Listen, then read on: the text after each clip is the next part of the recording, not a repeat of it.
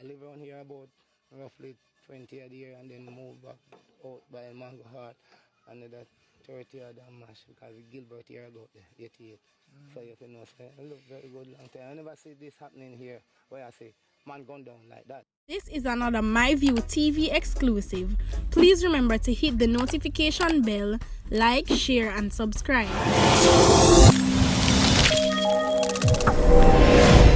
I don't bring nobody forward in here to cheer for me. Everything what you see happen, man, natural talent. Man, me tell you something. You see, when you know what to please the audience with, it's simple, me. Well, my people, hope everybody doing okay, hope everybody doing alright. Yet another morning and me find myself alive. A good art is a terrible thing to waste, and do not waste it on people who don't appreciate you. Yes, me I talk to somebody this morning, so open and listen. Never take someone's negativity and use it to put yourself down. Rise above it all and try and move on.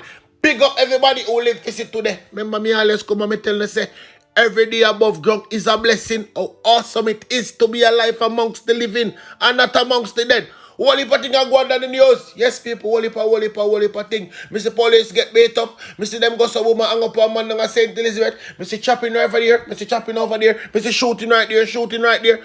Don't need to worry. Remember when you get ball to ball commentary on this platform here already. I'm going to right now put now one nice little package. I make people them know exactly where I'm going. So I want you to walk with me. We are going to St. Elizabeth. Remember from the other day, me a call for the criminal them to get bail? Yes, man. See there? Right now I St. Elizabeth, the man them fix one of them business as him come out from bail. A man who was out on bail on several charges was found chopped to death. Yes, people. And me not feel sorry for him. At his house in St. Elizabeth, his friend discovered the body of 26-year-old Johnny Johnson. JJ, them call him, at about 9:30 p.m. The St. Louis police said that Mr. Johnson had a case of murder before the Westmoreland Circuit Court. He was also charged with illegal possession of firearm, robbery, aggravation, and rape. So this a boy you get to him deserve. This a boy you get to him deserve. So me not feel sorry for him. Like how we in St. Elizabeth, I wasn't ready to come out yet. Not gonna give you no more news from the parish there. So I look at brother hang himself and the people them in the community. I say, watch on the man. A woman him sleep with. A matter of fact, look up at me, make him hang himself. But people me be understood, you know. When me look at the picture, it look like a stage. Anything is possible these days, you know, because the man them watch a whole heap of show. Not only the man, no man them too. Whole heap of show them watch. So them know if a set crime scene. Anyway, look I move on, I'm going to St. Mary. Go give one little piece of update. A businessman has been charged in relation to the shooting death of a taxi operator he accused of attempting to rob his hardware store in Stewarttown, St. Mary last month. Silwell Johnson, age 62, was charged last week with the murder of 34-year-old Marlanda Henry, a resident of Port Maria in St. Mary.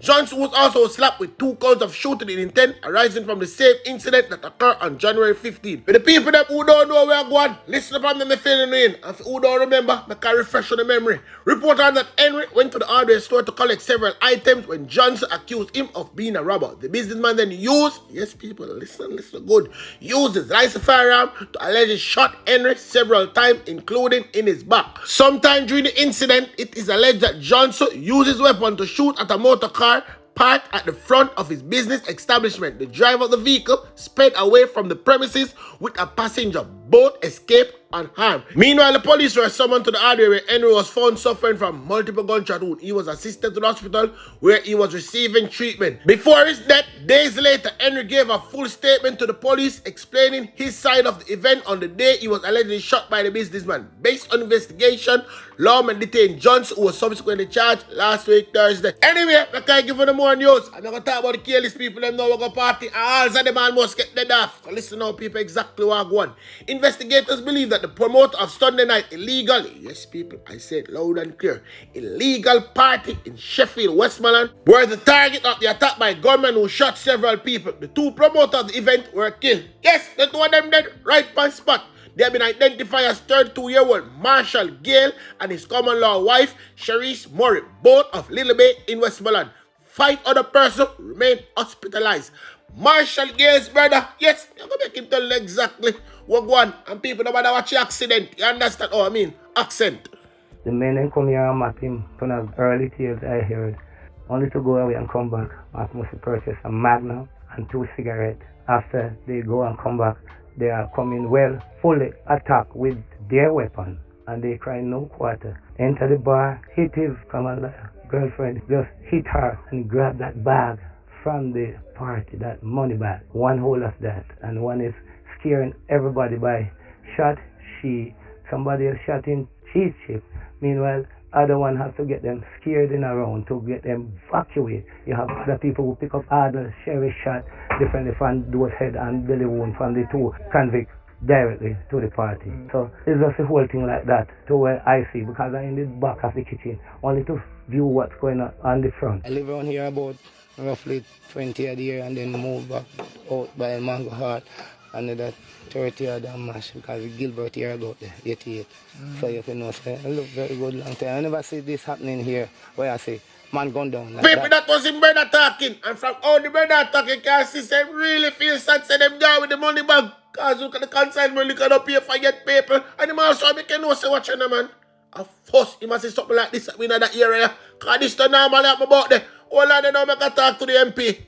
When Sablamar was held under control by the police, you will find that these criminal elements would migrate into other communities. So this is a community you don't generally hear about at all. It's a quite quiet community with hard-working, decent Jamaicans who just want to live their lives. And you'll find that these elements now will migrate into communities such as this because these persons, they're not armed. This is not a cosmopolitan area where you have a lot of security and stuff like that. These are just churchgoers who generally try to have their event and run their bars to make a living. And you'll find that these criminal elements will see that they are soft targets and enter into these communities. Anyways, make I move on with the news, because the party are nice now. Remember me tell you, say police, then police get beat up. I can tell you who get beat up first, and then I tell you who dead.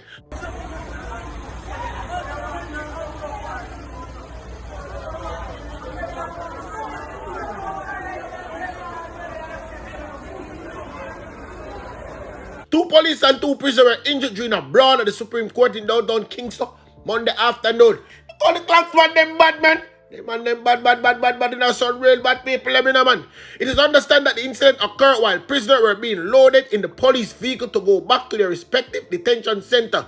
Commanding Officer of Kingston Central Police Division, I don't know who that already, 4-4 Beresford Williams, who sent out all the police to do work about there. The people them still have him up. Confirmed the incident, saying it occurred at about 5 p.m. Williams was unable to state the extent of injuries of the policemen and the prisoners. But based on what people are telling me, it must up back like whole heap of something. I guess which part we got down, people.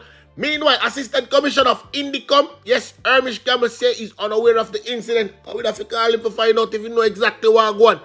He however note that Indicom would not involve unless a report was made to the commission. So well on there. The prisoner never gonna make report because the police them not report themselves. But stay tuned, people. I will give you more on this one. So like when we move from the police and the prisoner and get beat up, let me tell you about the police who are dead now. And it's not gunshot kill him. So nobody running no fake news in the paper. You want to listen. That's why you're supposed to listen. The Jamaica Constabulary Force is in mourning following the death of a policeman who died suddenly while on duty in Papin, St. Andrew on Saturday. Police report indicate that Inspector Robert Harper was on duty managing a dispute in the area when he fell ill and collapsed. He was transported to the hospital where he died. Yes, people. Him dead. Let me tell you now a little bit about Harper now. Harper was serving the detention court division at the time of his passing. He had served the division for 7 years after being transported there from the St. Andrew South division in 2013. He also served the Bova Reserve division and the Band division. The Jamaica Constabulary Force said Harper is remembered as an upbeat, optimistic individual who fiercely defend the well-being of those who worked under his command. So what like that? All of one like say good policeman in the force. And every police put them finger in the cookie jar, you know. They must stay like somehow, you know. Him dead left a wife and 3 pitney. Yes, people, a wife and 3 pitney. You understand? I like how him dead pan duty. Him family supposed to nice. Man get a little piece of food. Yes, the man get a nice little piece of food. We never send them for going to rob them now, you know.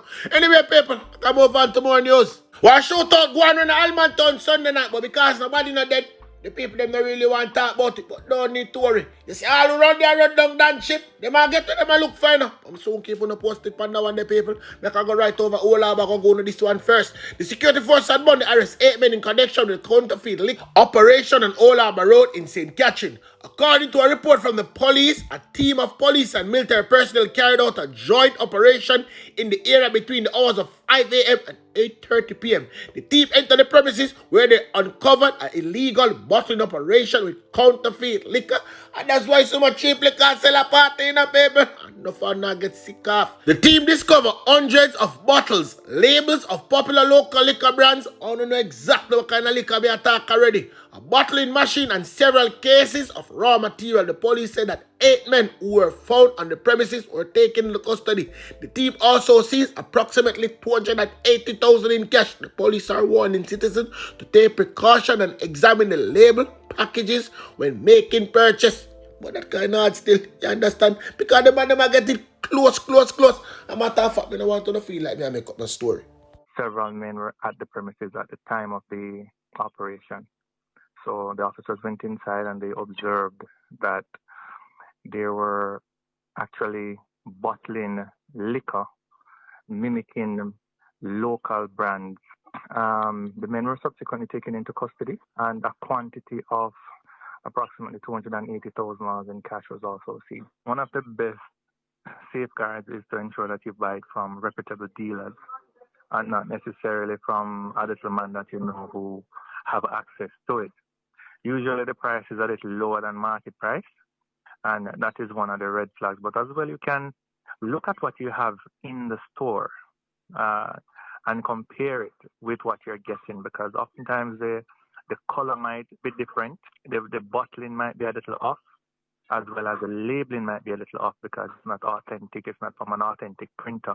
Depending on the mixture and how these individuals create the food items, liquor and otherwise, it might be dangerous because we are not aware of the quantities used and how it is done. So oftentimes the process is in some back room and it's not particularly sanitary. So that's a wagwan for counterfeit liquor. Them a whole heap of people a buy it and don't know say them a buy. You understand? Me always telling you say, watch the cheap things them when I buy because them don't good. And say it then now. So people, here we go on now. I go circle some next ends and then I go forward back and go to some more news. So here we don't go too far. Alright? So tell a friend. Just a matter of fact, tell some whole heap of people say, yo, forward up on the platform.